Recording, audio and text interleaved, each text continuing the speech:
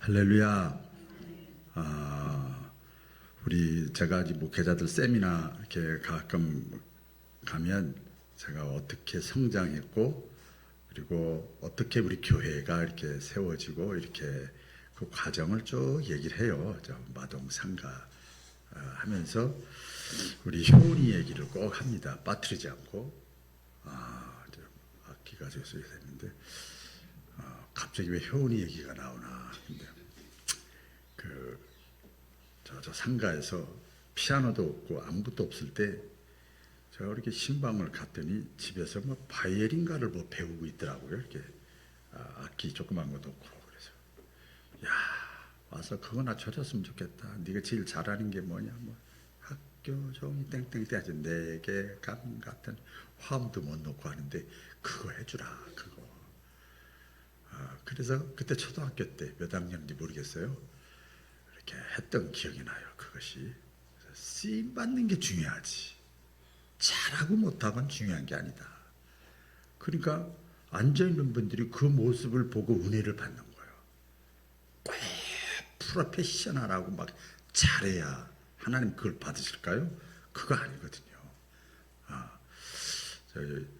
저희가 하지만은 우리 이정직 장로님이 대표기도 하시고 또 성가대도 이렇게 하신데 사실 몸이 불편하신데 쓰임 받잖아요. 사진 멀쩡하고 한데도 딸랑 예배만 드리고 꼴렁 가는 사람도 있는데 쓰임 받잖아요. 얼마나 저는 도전이 되는 거예요. 내가 숨쉬고 걸어다니고 움직일 수 있을 때 물론 나를 위해서 내 만족, 행복을 위해 살아가는 거 아름답죠. 그렇게 사셔야 돼요. 근데 남는 것을 위해서 내가 할 수 있는 거 가지고 쓰임 받는 거 초심도 버리지 말아야 되고 끝까지 주님이 쓰실 때까지 쓰임 받는 저와 여러분 되기를 축원합니다. 할렐루야. 이렇게 상황을 보면서 제가 감동이 와서 잠깐 말씀 나눴습니다. 오늘 어버이 주이기 때문에 또 불러봐야죠. 뭘 부를까요? 어버이 은혜 나실제 괴로움 다 잊으시고 우리 자막 나올 거예요. 자, 한번 부르겠습니다. 1절만 부르겠습니다.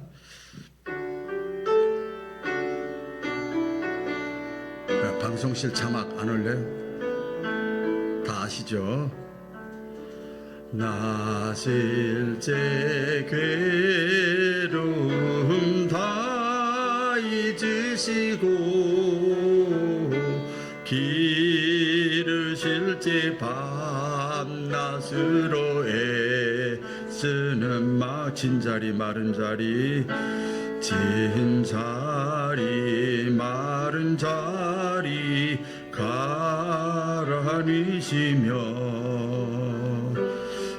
손발이 다 닳도록 고생하시네. 하늘 아래 그 무엇이 넓다리요. 어버이의 희생은 가히 없어라. 나이가 들었지만 자녀의 심정으로 많이 무뎌졌나 봐요. 저희가 오래전에는 이 어버이 주일 때 이 노래를 부르면 막 눈물을 제가 불렀던 기억이 있는데 세월이 흐르면서 그것도 많이 이렇게 말라버린 것 같아요. 어떤 사람도 저와 여러분들 부모님 없이는 이 땅에 존재할 수가 없잖아요. 그렇죠? 지금 저희 아버님이 살아계시면 27년생인데 100살이시더라고요. 100살이시더라고요. 그러니까 41년 전에 돌아가신 거예요. 59세 때 돌아가셨으니까 이렇게 어머니도 일찍 돌아가시고 다 했습니다. 오늘 여러분들이 나이가 들었던 또 부모님이 살아계셨던 젊었던 좀 자녀의 심정으로 말씀을 같이 들으면서 한번 이렇게 생각하는 시간 되었으면 좋겠습니다. 우리 인생이 살아가면서 내 생각대로 순탄하진 않잖아요. 그렇죠?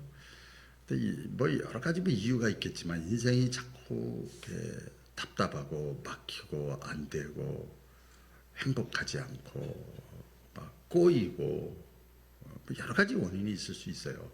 근데 오늘 이제 어버이 주일 맞이하면서 하나님의 말씀과 연관해서 이렇게 한번 나누려고 그래요. 잘 들어보세요.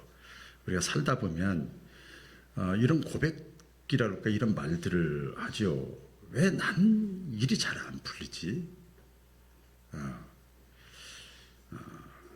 기도는 하는데 여기 드럼에 그 위에 뭐가 있어요. 소리 안 나게끔. 기도 또 교회 다니면서도 이렇게 기도는 하는데 응답이 왜 잘 안 되지? 왜 마음이 답답하고 이렇게 그럴까? 네, 그걸 놓으시면 돼요. 네. 부교육자 하나 있으면 싹 급하게 해결되는데 이제 다 하니까 됐습니다. 이제 됐어요.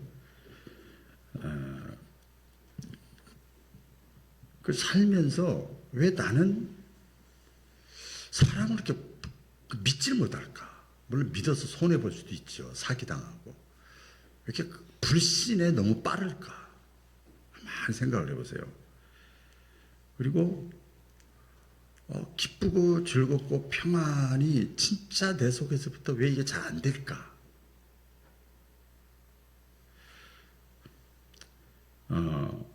그리고 작은 일, 자존심이 상했다거나 기분이 나빴다거나 뭐 작은 사건 앞에서도 왜 이렇게 분노 조절을 못할까? 폭발해 버리는 거예요. 감정이 폭발하고 그리고 막 자꾸 두려움이 자꾸 생길까? 그리고 이게 인간관계나 사회생활이나 뭐 이렇게 하면서 쉽게 미워지고 쉽게 불평이 되고 쉽게 증오가 왜 툭툭툭 튀어나올까?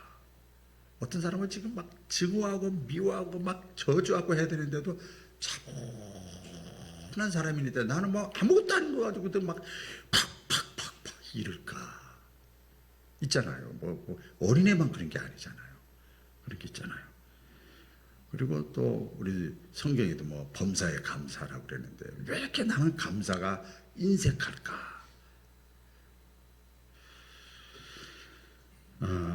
뭐 그 외에도 많아요. 근데 가만히 보면요 원인이 있긴 있어요. 근데 오늘 성경에 보면 그 모든 것이 다 이렇게 뭐라 그럴까 막힌 거잖아요. 그죠? 막힌 거잖아요. 인생의 삶에 막힌 거잖아요. 잠긴 거잖아요. 자유롭게 살아가는 것 같지만 잠긴 거잖아요. 그래서 성경에서 하나님이 말씀하신 거 잘 들으세요. 인생에 막힌 거, 닫힌 거, 답답한 거 이것을 풀고 해결하고 열 수 있는 것이 하나 있는데 그게 뭐냐면 다 같이 크게 한번 따라해 보겠습니다. 내 부모를 공경하라. 오, 잘 들어요. 내 부모를 공경하라. 내 부모를 공경하라. 이거는 자식된 도리로서 부모에 대한 윤리고 도덕이고 뭐 그럴 수 있죠. 나를 낳아주고 키워줬으니까 도덕 윤리적으로 부모를 공경하는 거 그럴 수 있어요. 근데 오늘 성경의 말씀에 보면 하나님이 왜 부모를 공경하라고 했는가 하면 복을 주시기 위해서. 할렐루야. 예, 복을 주시기 위해 따라해 보겠습니다. 복을 주시기 위해서. 예, 하나님께서 말씀 부모를 공경하라. 이게 복을 주시기 위한 통로예요. 그러니까 오늘 말씀을 통해서 여러분들이 아까 제가 몇 가지 생각나는 대로 제가 보면 제 자신도 보면서 이렇게 보면서 막힌 거, 답답한 뚫리지 않는 거, 참 행복하지 않은 거, 참 평안이 없는 거. 이런 거 이것이 열려지고 풀려지는 은혜가 있기를 바랍니다. 부모 공경하라고 하는 것은 하나님의 명령이에요. 하나님의 명령. 오늘 본문에 나와 있잖아요. 자녀들아 주 안에서 너희 부모에게 순종하라. 이것이 뭐하다고요? 옳으니라. 내 아버지와 어머니를 공경하라. 그랬어요. 자, 근데 보세요. 우리가 너무나 많이 들었던 말씀이잖아요. 근데 부모 공경은 선택이 아니라 필수라는 거예요. 따라해 보겠습니다. 필수다. 부모 공경은 필수예요. 필수. 이건 다른 말로 명령이에요. 명령. 부모를 공경하는 것은 명령입니다. 부모 공경은 내가 하면 좋고 그게 아니고 안 할 수도 있고 그게 아니고 반드시 해야 돼. 반드시 해야 되는 명령형으로 쓰여져 있어요. 오늘 시대는요, 포스트 모던 시대예요. 그러니까 가끔 말씀드립니다만은 지금 뭐 대통령이라고 누가 뭐 존경하고 뭐 그래요? 안 그래요? 돈 많다고 배웠다고 뭐 지금 지방선거도 이거 앞에 놓고 있지만 그렇다고 누가 뭐 우러러봐요? 안 그래요. 지금 뭐 자기 아이덴티티, 자기 주장, 자기 자존감, 개인주의 이것이요 자율성 누가 뭐 하라고 그러면 싫어요. 하고 싶은 마음이 있어도 이런 시대, 선택의 시대에 우리가 살고 있어요. 먹는 것도 뭘 먹을까 요새 뭐 다 앱을 찾아보면 나오잖아요. 그렇죠? 먹는 것도 선택이고 직업도 선택이고 인간관계 누구를 만날까 안 만날까 이것도 다 선택이에요. 지금 그런 시대에 우리가 살고 있어요. 그런데 오늘 성경은 뭐라고 말씀하는가 하면 부모 공경은 선택이 아니라는 거예요. 명령이에요. 명령. 학교 공부를 위하면 이것은 필수야. 필수. 그래야 졸업을 해서 건강한 사회인이 되는 거예요. 여기에는 조건이 없어요. 사람들이 보통 그렇게 얘기를 하죠. 저도 그랬으니까요. 예. 부모가 잘해야지. 그래야 공경하지.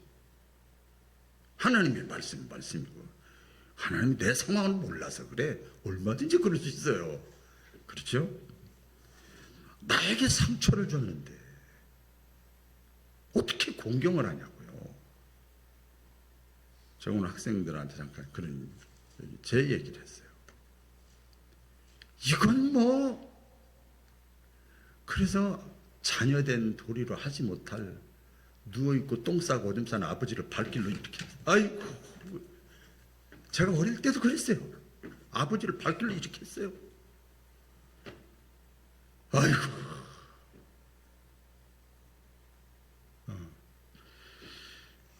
나에게 무슨 덕이 돼야지. 조금이라도 위로해. 조금이라도 민폐야 민폐. 어떻게 공경하냐고요.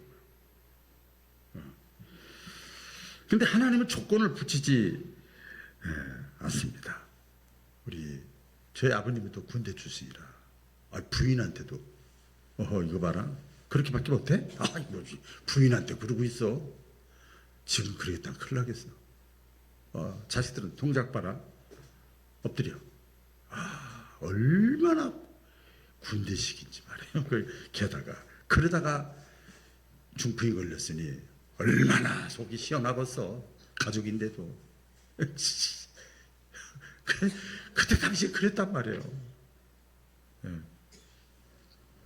또 어머니는 맹인에다가 또 게다가 또 옛날 어른들 다 그랬지만 무식하잖아요. 뭐 공경을 어떻게 하냐고요. 그냥 부모니까 그냥 그런 거지. 그럴 수 있어요. 근데 공경하라 그랬어요. 이 원뜻에 보면요, 이건 감정의 문제가 아니라는 거예요. 이것은 굉장히 중요한 내용인데요. 하나님과의 관계예요. 부모 공경은 따라해보겠습니다. 하나님과의 관계다. 하나님과의 관계예요.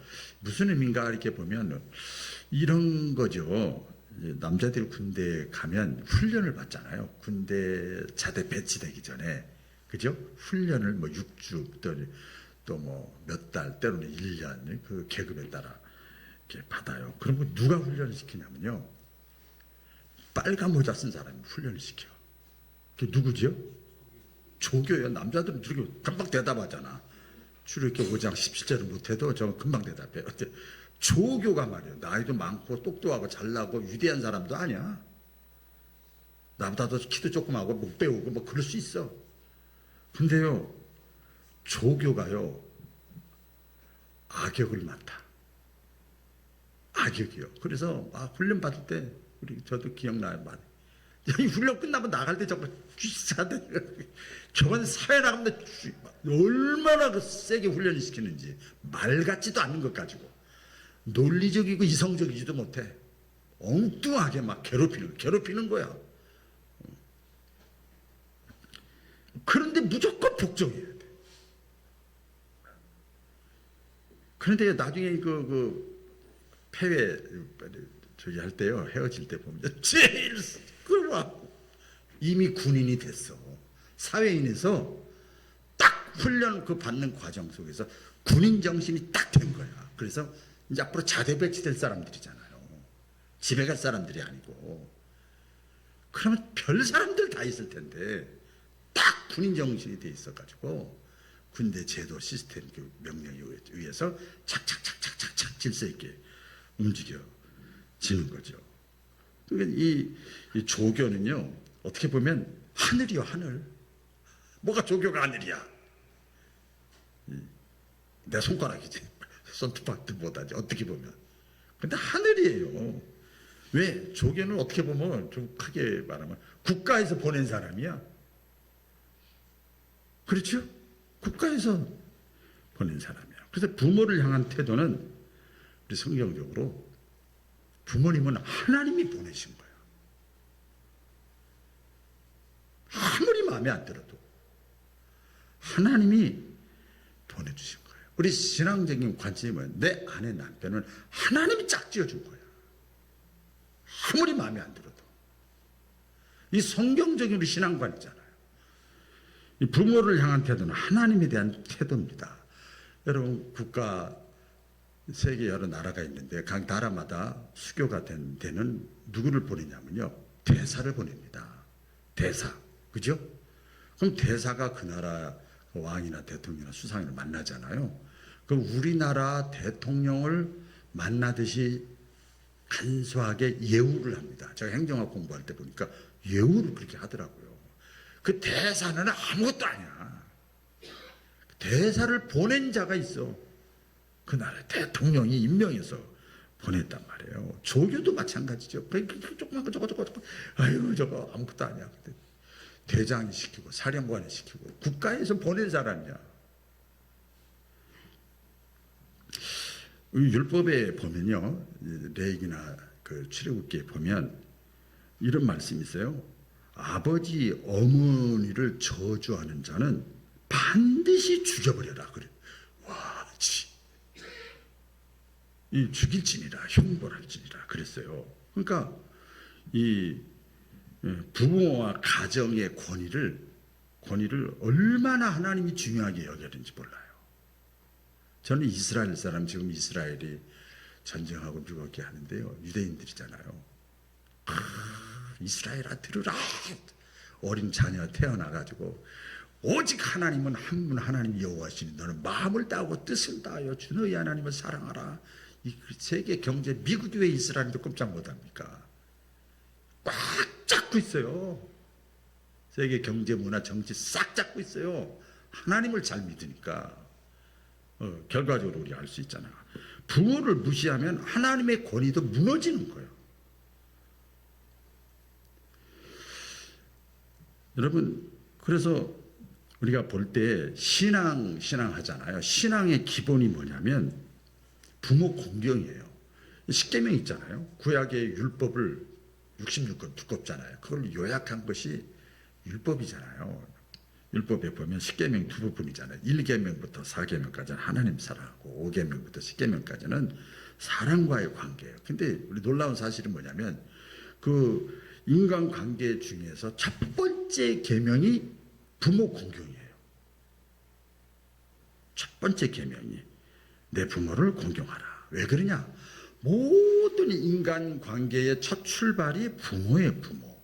그러니까 부모와의 관계가 이게 뭐라 그럴까? 어그러졌다 그럴까요? 깨졌다 그럴까요? 이게 무너지고 그러면요, 권위에 대한 존중을 안 합니다. 짧은 시간 다 말씀 못 드립니다. 질서를 인정을 안 하고요, 인간관계 전체가 흔들려요. 반대로 이 부모를 공경하고 이렇게 그 안에서 잘했든 못했든 그건 상관없어요. 잘했든 못했든 이렇게 사역을 하면 하나님 기뻐하시는 것처럼 부모를 존경하는 사람은 어디를 가든 누구를 만나든 어디에 갔다 놔든 건강한 사람이 돼요. 건강한 사람, 균형이 있고 폭넓고 수용성 있고 성숙하더라고요. 이렇게 되더라고요. 어릴 때 부모에게 때려도 속상해도 부모에게 예예 순종하고 이렇게 자랐던 성장했던 사람은 성장해서도 나이가 들어서도 학교에서나 사회에서나 질서를 존중히 여겨. 질서를 깨려고 그러질 않아요. 반대로 부모에게 거절하고 부모와의 관계가 깨진 사람은요 무질서하고 공동체에 잘 어울리질 못하고 늘 자기중심적이에요. 모든 포커스가 그렇게 맞춰져 있어요. 물론 모든 사람이 자기중심이죠. 특별히 유독 그렇단 말이에요. 왜 부모 공경이 중요한가 보면 신앙의 출발이기 때문에 그래요. 따라해 볼까요? 신앙의 출발. 여러분이 성경에 많이 나와요. 요한 1서에 잘 나오는데요. 그 야고보서도 나오고 보는데 눈에 보이는 이웃을 사랑하지 않으면서 보이지 않는 하나님을 사랑한다는 거 거짓말이라는 거예요. 위선이라고 그랬어요. 또 교회하고 연관시켰어요. 내가 소속된 교회 눈에 보이잖아요. 눈에 보이는 몸된 교회를 내가 사랑하지 않으면서 보이지 않는 하나님 예수님을 사랑한다는 것도 거짓말이라고 그랬어요. 그런데 부모하고도 연관을 시켰어요. 눈에 보이는 부모를 공경하지 못하면서 보이지 않는 하나님을 공경할 수 있느냐? 불가능하다는 거예요. 신앙의 첫 출발이 부모 공경입니다.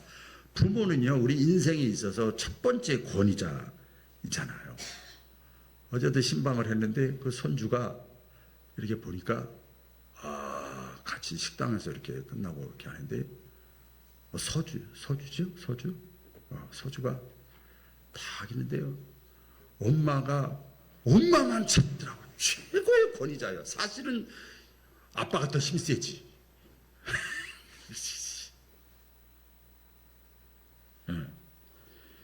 첫 번째 권위자가 부모죠. 부모를 대하는 태도가 신앙적으로 하나님을 대하는 태도다. 그러니까 율법에 그러니까 부모님을 저주하는 자는 죽이라고 그랬다는 거죠. 대단한 거잖아요. 어떤 청년이 신앙생활을 열심히 했어요. 근데 이상하게 아까 서두에 말씀드린 대로 신앙이 깊어지고 넓어져야 되고 풍성해야 되고 그래야 되는데 성장하지 않는 거예요. 그냥 가식적이고 기쁨도 없고 부정적이고 원망 잘하고 이런 사람이야. 신앙생활 열심히 하는데 신앙생활 열심히 한다는 교회도 다니고 성가대도 하고 뭐 이렇게 하는 거예요. 그래서 난 상담을 했어요. 상담을 해보니까 이렇게 다 조사해보고 요새는 다 상담이 조사잖아요. 그 마음속에 뭐가 깔려있는가? 막 아버지에 대한 분노가 깔려있어. 딱 자리 잡고 있어. 그래서 그걸 이제 해결을 한 거예요. 그 이후에 이 청년이 아버지를 마음으로 용서해. 이 세상 사람은 아니지만 용서하고 받아들였어요. 그랬더니 신앙이 열리기 시작하는 거예요. 열리기 시작하고요. 기도가 달라지기 시작하고 사람들을 대하는 태도가 긍정적인 사람으로 바뀌는 거예요. 저는 그 부모하고 관계된 건 아니지만 제가 언젠가도 말씀드렸습니다만 전라도 광주에 있을 때요. 서울에서 부모 가다가 아무 죄도 없이 말이에요. 조금 0.1mm도 죄도 없이 갑자기 6개월 동안 무임 목사를 하게 됐어요. 야, 목사가 교회도 못 나가고 이거 보통 일이 아니에요. 그런데 그 선배 목사님 그렇게 밉더라고요. 미안하다는 소리도 한마디도 안 하고 세상에. 그러면서도 그분이 또 설교를 하고 있어. 그러니 하나님 살아계시는 거야. 뭐 하는 거야. 별 생각 다 들어. 그래서 내가 보란 듯이 성공하리라. 그래. 막 그게 목회의 성공이라는 말이야. 어울리지 않지만 막 내가 복수하리라. 어쨌든 뭐야. 그러지 간에. 이랬는데 내 기쁨이 없는 거예요. 목회하는데. 자녀들 대하거나 친척들을 대하거나 교우들을 대하거나. 그런데 저희가 모시고 있었던 원로 목사님 오셔가지고 집회를 한번 이렇게 모셨는데 그분이 잘 알잖아요. 그걸 잘 알아요. 박 목사 다 아셔. 지금 고인이 되셨지만 기도가 깊이 안 들어가지. 어떻게 하세요? 목회가 그렇게 기쁘지 않지. 네. 그러면 다 아시니까 용서해. 그분 용서해. 아니 그분이 나를 용서해야지. 위로해야지. 무슨 소리요? 그분은 지금 잘 나가고 있고 난 이러고 있는데 박 목사 살아야 될 거 아니오. 그래서 그때가 99년도 12월 달에 집회가 왔는데 2000년을 옛날에 새천년이라고 했거든요. 그래서 알았어요. 2000년 1월 1일 날 8시쯤에 몇 년 만에 전화를 했어요. 그분한테. 목사님, 저 누구누구입니다. 사랑합니다. 축복합니다. 말로 그냥 하는 소리야. 그냥 어쨌든 간에 죄송합니다. 뭐가 죄송한지도 모르지만 어쨌든 그랬어. 그랬는데 아이고 미안해. 내가 먼저 전화했어야지. 아이고 고마워. 그래서 고마워. 이랬어야 될 거 아니야. 빈말이라도. 와, 그 얘기 다 할 수는 없죠. 엉뚱한 얘기를 하는 거예요. 이거 내가 괜히 얘기했네. 이거 계란으로 바위치기네. 근데 어쨌든 간에 제가 그렇게 스스로 용서를 해버렸어. 우와! 여러분 놀라지 마세요. 그 다음부터 기도가 깊어지고요. 내가 행복하고요. 밥맛이 살아나고요. 이렇게 되더라고요. 그래서 부모 공경은 인간관계가 아니라 하나님께 나아가는 영적인 통로예요. 교회가 통로인 것처럼. 통로. 그렇게 하나님이 영적 질서를 세워놓으셨어요. 특별히 우리가 잘 아는 오늘 본문 내에 보면 약속 있는 첫 계명이라고 그랬어요. 약속 있는 부모 공경은 약속 있는 첫 계명. 이것은 약속 있는 첫 계명이다. 내 부모로 공경하라 그랬는데 그러니까 단순히 하라 그렇게만 한 게 아니라 복과 연결을 시켰어요. 3절에 보면 내가 잘되고 장수하리라. 이게 뭐예요? 잘된다는 건 삶이 형통하고 장수한다는 건 생명의 연장을 시켜주겠다는 거예요. 여러분 지금 생명 연장한 거 여러분 복인 줄로 믿으시기 바랍니다. 그렇게 되는 거예요. 그래서 부모 공경은 잘되지, 생명이 연장되지, 인생 전체를 살리는 축복의 그 루트가 키가 뭐냐면 부모 공경이야. 그렇게 돼 있어요. 그래서 혹시 지금도 내 마음에 서운함, 상처, 미움, 원망, 증오, 거리감 있으면 지금부터라도 여러분 마음에 결단을 해야 됩니다. 주님, 내가 감정이 아니라 우리 신앙생활 뭐예요? 찬송가 있잖아. 불완전한 믿음. 감정을 버리고 말씀의 선의. 이게 기준이란 말이에요. 제가 오래전에 아버지 학교를 하면서 얘기 들었잖아요. 청복교에서 목사님들만 아버지 학교를 했는데 숙제가 꼭 주어져요. 근데 아버지한테 또 뭐 아내한테 자식한테 다 숙제가 있어요. 감사한 거 20가지 쓰라는 거예요. 그 다음 주 와 다른 거 다 했어요. 저 쉽게 했어요. 그런 대로 자식한테 아내한테 했는데 아버지한테 해갖고 갖고 가라. 이게 큰일 났다 이거. 야 꽉 걸리더라고요. 그래도 숙제니까 해야 될 거 아니에요. 감사한 게 없는데 근데 20가지 그 칸이 있어요. 그거 써내야 돼요. 그러니까 얼마나 디테일하게 써야 될 거예요. 그래서 돌아가신 지 한참 됐는데도 불구하고 끄집어내서 그 기억을 더듬어서 이렇게 하는데 한 중간 정도 썼는데요. 눈에서 폭포수가 나오는 거예요. 아버지가 서툴러서 그렇지 사랑했구나 나를 하나 막 그러고 엉엉 울었던 기억이 나요. 하나님께서 내가 감정이 아니라 말씀대로, 우리 신앙생활은 여러분 사람 감정, 기분, 시대, 분위기 따라하는 게 아니라 말씀이야. 말씀이 뭐라고 하나. 일반 신앙생활도 마찬가지지만 가정에서도 역시 마찬가지입니다. 하나님께서 약속하신 대로 그렇게 살면 신기한 일이 일어나, 오묘한 일이 일어나, 기묘한 일이 일어나. 뭐가 일어나냐? 삶이 풀리고 관계가 회복되고 마음의 평안이 찾아오고, 할렐루야. 이게 신비한 체험이 생활 속에서, 저는 그 체험을 했거든요. 여러분 다 마찬가지일 거예요. 어떻게 부모 공경을 해야 되느냐? 살아계신 분도 있고 그렇지 않은 분도 있겠지만 마음으로 하는 거예요. 하나님은 겉모습이 아니라 중심을 보시잖아요. 나오잖아요. 사람은 외모를 보지만 하나님은 우리 중심을 보신다. 겉으로 잘하는 것 같은데 속으로 내가 이걸 왜 해야 돼? 형이 해야지, 동생이 해야지, 누나가 해야지, 돈 많은 사람이 해야지, 가까운 사람이 해야지. 핑계댈 거 많아. 핑계대려면요 너무 많아요. 너무 많아. 건강한 사람이 해야지, 직장 있는 사람이 해야지, 덕본 사람이 해야지. 뭐 많이 있죠. 그건 진짜 공경이 아니잖아요. 솔직하게 여러분들 한번 자신에게 한번 이렇게 질문을 해보세요. 저 자신에게도 마찬가지입니다. 지금 나는 살아계셨던 이상에 안 살아계시던 부모님을 생각할 때 감사가 먼저냐, 불편하고 부담이 먼저냐.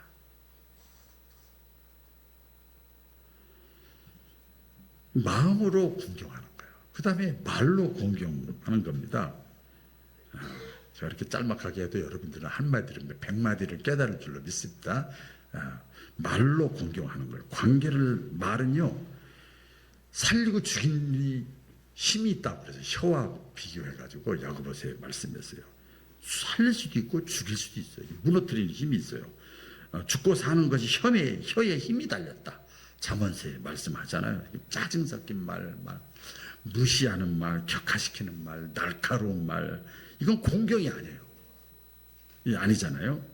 여러분 기억을 하셔야 돼요. 우리 이제 특별히 이제 나이가 들수록 부모님은요 몸이 약해지죠. 이 다 인정하죠. 나이는 숫자에 불과하다. 이거 아니더라고요. 아니야. 나이가 들면 여기저기 아픈 데가 많아요. 몸이 약해져. 근데 몸보다 더 약해지는 게 뭔지 아세요? 마음이더라고요.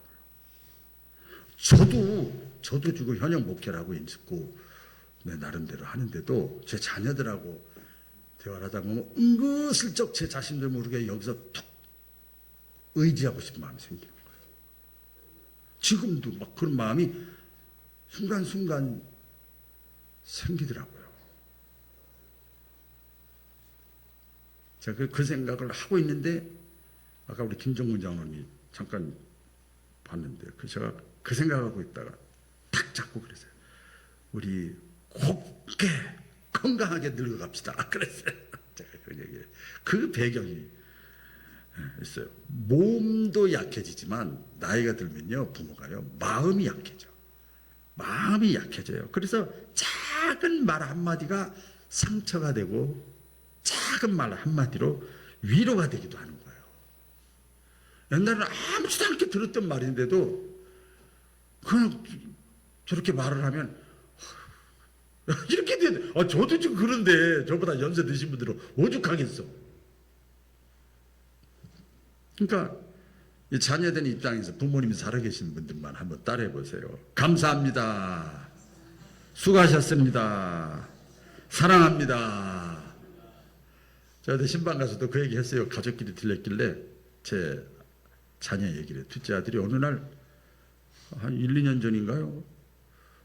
본인 생일이에요. 본인 생일. 그래서 축하한다. 단톡방에다 축하한다. 이렇게 하고 이렇게 했어요. 근데 전화가 온 거예요. 그럼 문자도 전화한다 문자가 왔어요. 뭔가 이렇게 딱 보니까 자기 생일인데 아주 애절하게 썼더라고요. 저를 낳아줘서, 저를 이 땅에 태어나게 해주셔서, 핵심은 그거예요. 너무 감사합니다. 아니 부모님 생일이라 축하합니다. 감사합니다. 이게 높이는 게 아니고 자기 생일인데 자기를 이 땅에 낳아줘서 너무너무 감사하다고는 그런 표현을 썼어요. 그러니까요. 제가 예를 들어 좀 더 40대 50대 같으면 그런가 보다 근데 조금 나이가 드니까 그게 뭉클한 거예요. 울컥하더라고요.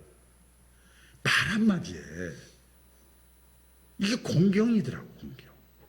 너무나. 그래서 말이 곧 효도고 말이 곧 사랑이다. 사랑이다. 또 행동으로 우리가 공경을 해야 되잖아요. 이게 가장 일반적인 거잖아요. 생각이 아니라 실천하는 거예요. 야고보서 2장 17절에 보면 행함이 없는 믿음은 죽은 것이다. 행동이 없는 공경은 공경이 아니다는 거예요. 작은 실천할 수 있는 게 많아요. 뭐 찾아뵙는 거, 찾아뵙는 거, 전화 드리는 거, 용돈 드리는 거, 병원 같이 가는 거, 수시로 안부를 물어보는 거, 생활 가서 돌봐주는 거, 말씀 들어주는 거, 그냥 들어주는 거야. 이게 행동이잖아요. 그래서 물론 부모님에게 용돈 주면 부모님이 기뻐하시죠. 안 기뻐하시는 부모가 어디 있어요. 그런데 진짜 부모님이 기뻐하는 건 시간을 같이 해주는 거예요. 시간을 함께 있어주는 거. 여러분 다 잘 하시겠지만, 그래서